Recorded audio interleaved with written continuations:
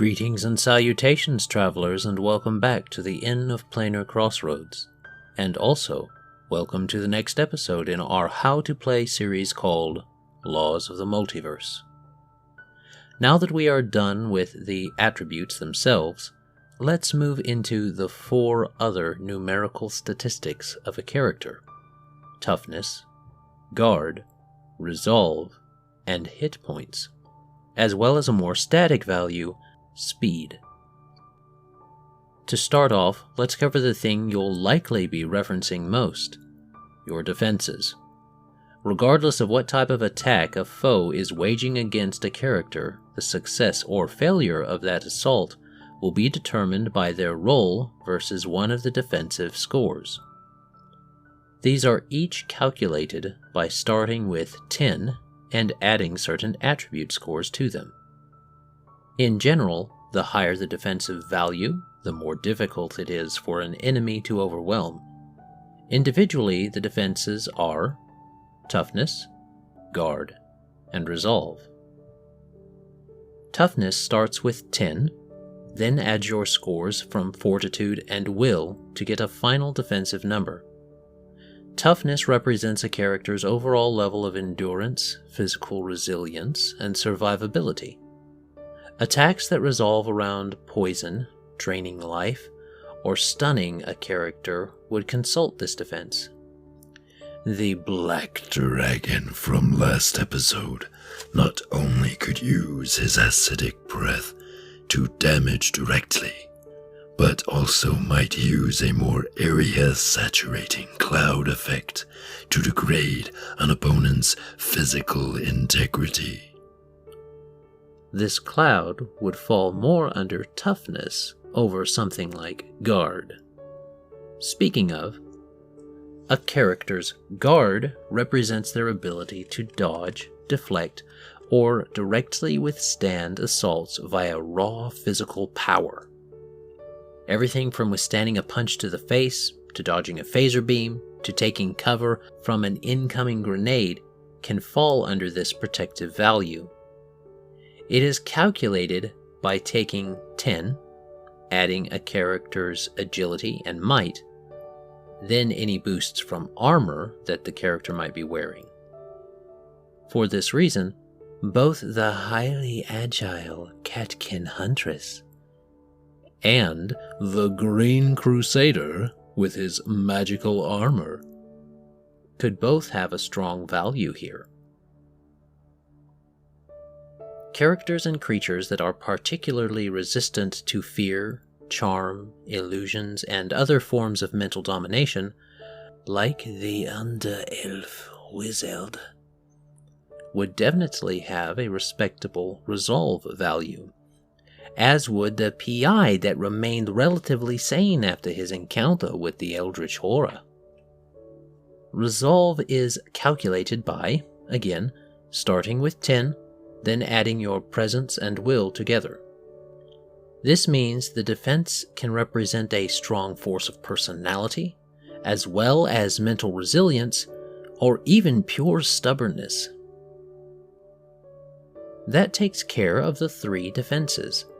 Like we mentioned, aggression of any kind lobbied against another in this game is almost always going to be consulting these values to resolve their effects.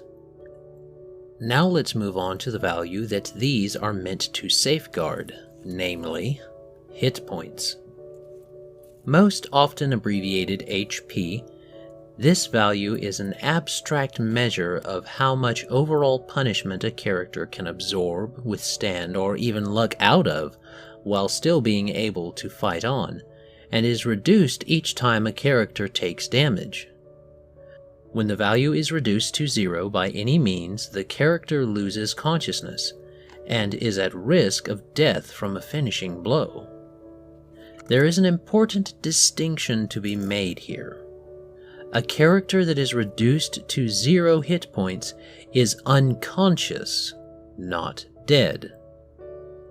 While any persistent damage effects in play before unconsciousness cease, the character could still be affected by things going on around them, and should be included in consideration by both friend and foe. No player wants their character to be forgotten while the lava creeps ever closer, or their body sinks into quicksand, right? We'll be going over how character death can actually happen once we get around to the combat section of the rulebook. But it would do well to mention that when calculating a character's HP, you are also calculating up how much lethal damage that character can withstand. Taking lethal damage has more lasting effects on a character than simple hit point damage will. The most pertinent for our discussion today being that when a character is at 0 lethal HP, they're effectively comatose. A character must have at least 1 lethal hit point available to regain consciousness. The logical question then arises, how much lethal damage can a character take? The simple answer is the same number as their max hit points. This means we only have to do one equation to find both values. First, add your fortitude, presence, and will scores. Then multiply by 2. And finally, add 10. This would mean that a character with a fortitude, presence, and will score of 5, 2, and 2 respectively would have a hit point value of 28. It would also mean that they could take a total of 28 lethal damage. There are feats and other things that can affect base hit points also, but that is something to cover in the feats section. There is more that can be said about the relationship between lethal hit points and regular hit points, but we're going to save that for later. Most likely near the combat section. The final thing to cover this video is the relatively static value of speed. Speed is how fast and far a character can move in a single move action. Most characters of average human height have speed of 30 feet. This is a starting point more than a final result, however, since it can be modified by banes, boons, and feats. Depending on a game's setting and a creature's type, its speed could also be modified. These last modifications need to be cleared up during character creation and session 0 so that all participating players are aware of any special modifications or considerations. Most of the time, that aforementioned 30 feet is a good one to go with for games. Over-modification of speed for every character in a game can have undesirable effects on how range combat mechanics work. Just something to consider for your games. There we have it, defenses, hit points, and speed covered. Dan from Avenue Studios and the Great Mustache had some useful notes for me on this one, so thank you to them both. Next video, we will be talking about feats. It won't be an in-depth look at individual feats, but rather what to understand when picking them for a character.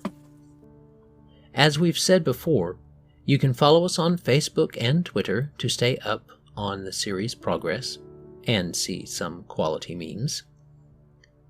We're still slowly mirroring some of our content from YouTube onto BitChute, so you will be able to like, share, and subscribe on either one of those sites if you wish. Please put any questions, comments, and/or observations in the appropriate spaces below. Remember that if you like this content enough to financially support it, we have a Patreon and Subscribestar where you can do just that. This channel is supported solely by travelers and viewers like you. Doing so does get you access to our Discord, where we are planning to share some PDF content once we get a creature compendium going. That means that financially supporting the Inn of Planar Crossroads won't just get quicker video releases, but also content to take directly into your games.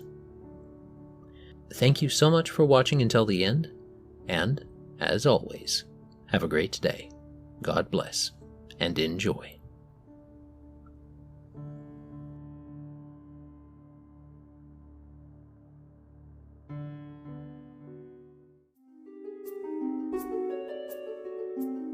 This content was made possible by travelers and viewers like you. Thank you.